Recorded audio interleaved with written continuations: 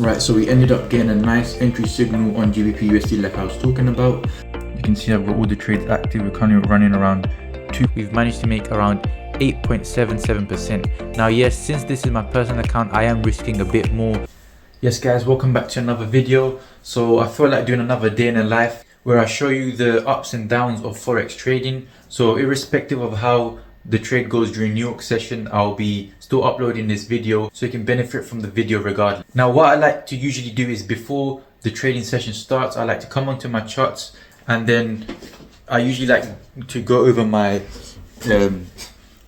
textbook example trades just to give myself a refresher. So when I do come to trade New York session, I know exactly the sort of setups and the sort of scenarios that I'll be looking for.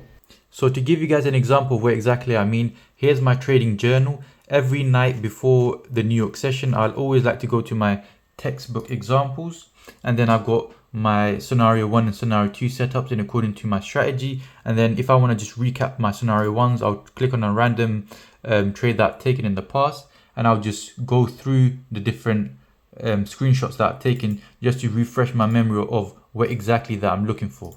Right guys, so today is Wednesday the 10th of January, and currently I'm looking at GBP USD and I'm looking for a selling opportunity right over here. So as you can see, price has now come up into my level of demand supply over here, and we can see a bunch of consolidation. So now what I'm looking for is some entry signals to look to sell the market right into TP right over here. I love the sun, but things don't grow because of the sun. You have to have some rain. And you've got to stop looking at rain in your life as something bad. My greatest moments didn't come from my greatest moments. My greatest moments came from my greatest defeats. Because it was during my defeat that I had to find a way to get back up. You thought for 1 minute that you broke me. Right, so we ended up getting a nice entry signal on GBP USD like I was talking about. So I've managed to enter the trade now, and I've also sent this trade out in my trade ideas channel as well. So if we take a look over here, I've entered right at the close of this candlestick right over here, and I've also entered this on my Nova funding account, which is a live Nova funding account I've got going on. And if I bring up the P&L and scroll down, you can see I've got all the trades active. We're currently running around £200 profit because we've just entered the trade, and this has also been sent in the trade ideas channel. As you can see, it says selling GBP USD, and then we've sold now. So let's see how this trade plans out, and I'll give you guys an update to see how it ends up. Right, so here we have it. We're not really getting any sort of momentum pushing down, and as you can see, it's become very choppy. And even on the 30-minute, I really wanted to see this candle closing below this wick low. However, since we're not getting this and we've got 1 minute left, I think it only makes sense to lock our profits, even though it's not the best. However, more profit is better than no profit. So let's just close it all out here.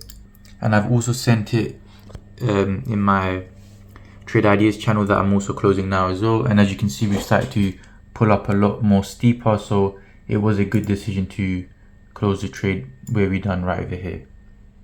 Jumping onto the screen, you can see the MyFX book, which is linked to my personal account and not my funded account, and this is basically tracking the same trades which I call out in the trade ideas group. So the trade which we went over, which was the first trade taken in the year of 2024, we've managed to make around 8.77%. Now yes, since this is my personal account, I am risking a bit more than I would on a funded account because I want to be growing this account in parallel, but nonetheless still good gains. Now let's get into the breakdown of the GBP USD sales that I took. So on the 4-hour time frame, you can see price is bearish. So this price note is dictating at 1.27600. We are bearish on the 4-hour time frame. So this is concluding that my bias is going to be sells and sells only, even though we are forming this sort of substructure to the upside. But we've come and tested and held this level of supply on the 4-hour time frame. So dropping down to the 30-minute time frame now, you can see that we've identified a key level of supply even on the 30-minute time frame, which is going to also be indicating a bearish push to the downside. So you can see once prices come back into our level of supply, we've started to see a bunch of wick rejections and a bunch of exhaustion building up at the area of interest. Once all of this was concluded, the rest was pretty simple, which was coming down to our entry time frame and looking for a good entry signal to execute the trade. So as you can see, price started consolidating around this range during New York session and even at the end of London session. And then ultimately we want to be looking at the premium levels, which is the double top right over here. Once price came back up and gave us a bearish engulfing candle, that's exactly when I entered the trade on the very next candle with stops just above the high and was targeting these lows right over here. And then if we play price along, you can see after we got this consolidation, I ended up closing my trade somewhere around this point over here.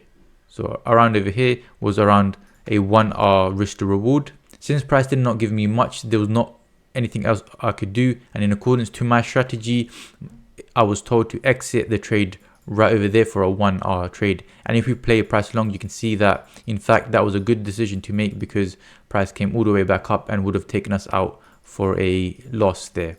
And ultimately playing price along, you can see that we ended up breaking that significant level and pushing up, as you can see. So that was just a quick breakdown. I hope you guys did enjoy this vlog. If you are interested in watching episode 1, you can click on the screen right now to watch episode 1, and be sure to also drop a like, comment and subscribe. And other than that, I'll see you guys next time.